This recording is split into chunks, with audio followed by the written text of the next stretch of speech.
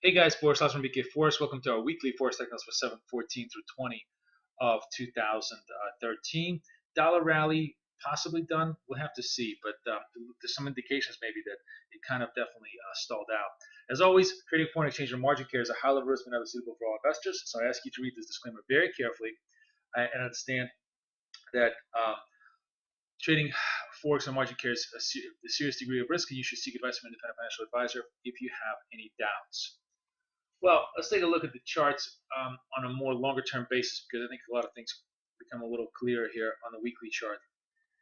The euro obviously finding very, very decent support at this 28 level. It's a triple bottom here effectively on a weekly chart as we bounce back up. But it's essentially just consolidating. The 32.28 is the channel which we're trading. It's kind of a sort of a range trader's delight at this point because if you're buying the 28s, selling the 32s, you certainly have been very successful over the past several months in doing that. Whether that repeats itself in the future, of course, is absolutely impossible to forecast.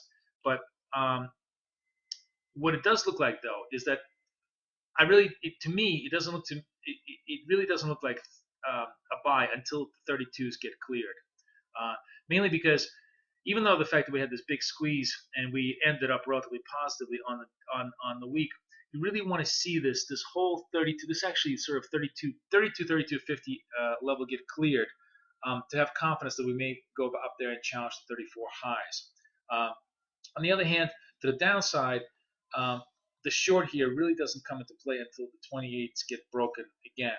So it's kind of a no man land for the euro.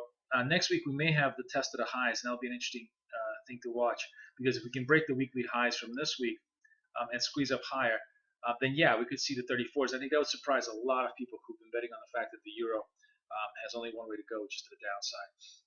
Of course, this week's rally is very much courtesy of Dr. Bernanke and the fact that he pretty much poured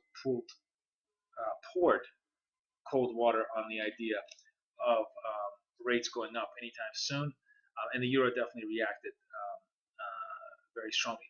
Although next week we're obviously going to get a lot more European data, and I think that's going to be a critical thing. I think in many ways, as I was saying just the other day, the forward action is going to be much less driven by rhetoric and much more driven by the actual fundamental data. So we'll have to watch and see how the price action behaves around the fundamental events next week, which I think could be very, very interesting in combination with the fact that we're now sort of near these key technical levels and how the price action reacts around there. So euro is very indeterminate, but basically the best you can come up with here is that it's a 32.28 range, and until the edges get taken out one way or the other, it's very much no man's land territory. Yen, on the other hand, definitely got whacked also, of course, by the Bernanke comments, but did find a modicum of support here at this 99 level. Although on a weekly chart, it's this is the first negative week in 3, and it does put a lower top in play here on the yen. So yen could be pressured a little bit to the downside, but the real pressure, I think we have to go to the dailies just to kind of see it. I think the real trade to the downside doesn't happen until you break the. Let me just make sure that I give you the right reference points here. Really, till you break the 98s, right? And even around 98s, you have a lot of this congestion level here. That's sort of the 97.50s. So a 98 break does open up the possible run to 97.50s, but the real hard break is the 97.50 break, which then opens up a possible retest with double bottom at 94s. But overall, the onus of proof, the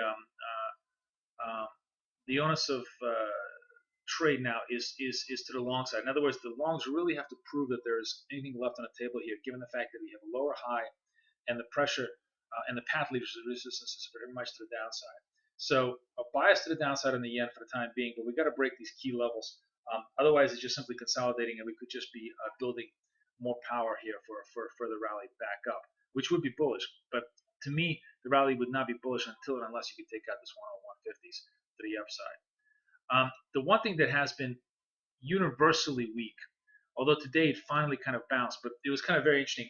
We tested the 90 level today, but very, very briefly. This is Aussie dollar. Aussie dollar, obviously, I've been sort of bearish Aussie dollar for the last couple of days because of the horrid price action that you saw here just the day before, where couldn't even close to 93s, and then came back and turned itself around all the way to the downside.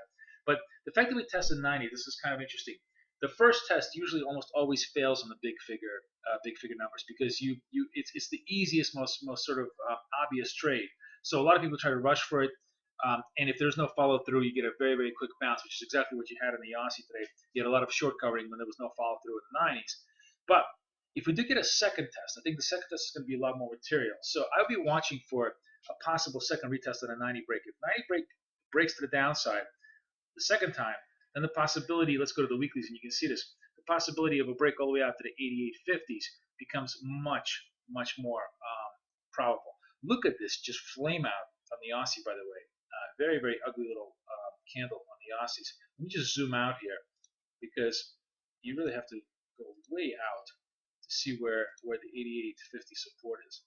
Wow, where am I? I think, yeah, you have to go like 3 or 4 years out. Let me just go back. There we go.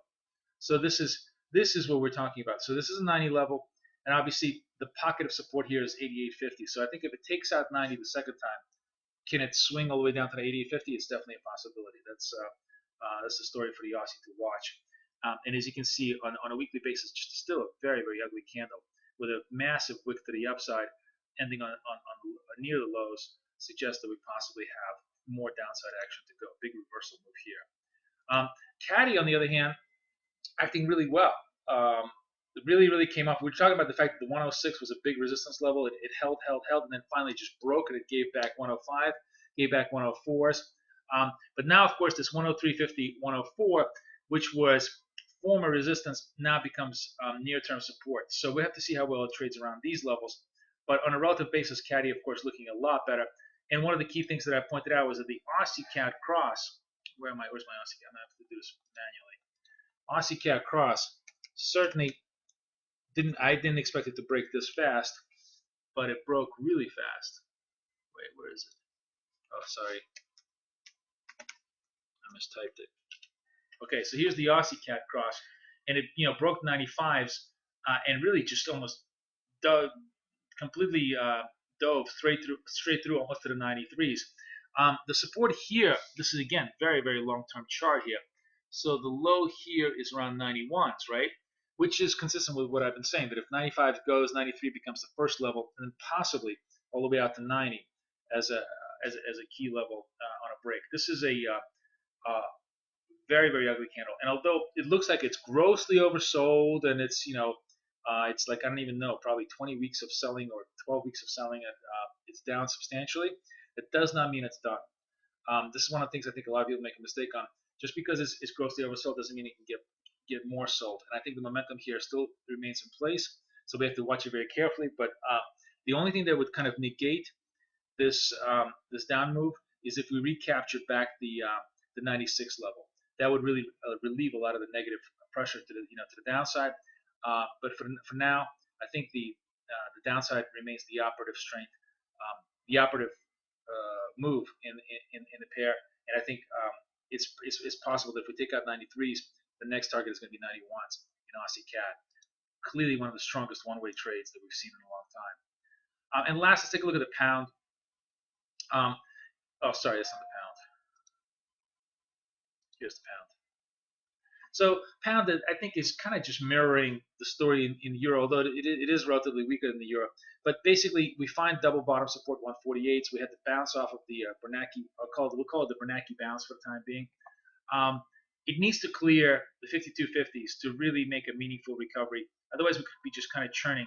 What I think is kind of interesting here, though, is if pound runs out of gas, right, and if we can't get any movement to the upside, if we start trickling back down to the 48s, this is going to be a key test, because if we break the double bottom here, then pound really has nothing to hold it all the way till about 145, really 142. I mean, it's just a free fall, which in some ways I think is kind of interesting, because if you're looking again on the crosses, where's my euro pound, and you're trying to trade relative strength, then this is kind of interesting, because what you're looking at here is the fact that the euro pound definitely looks very constructive. These are all weekly charts, and euro pound looks relatively constructive. The weekly high here was 87, right?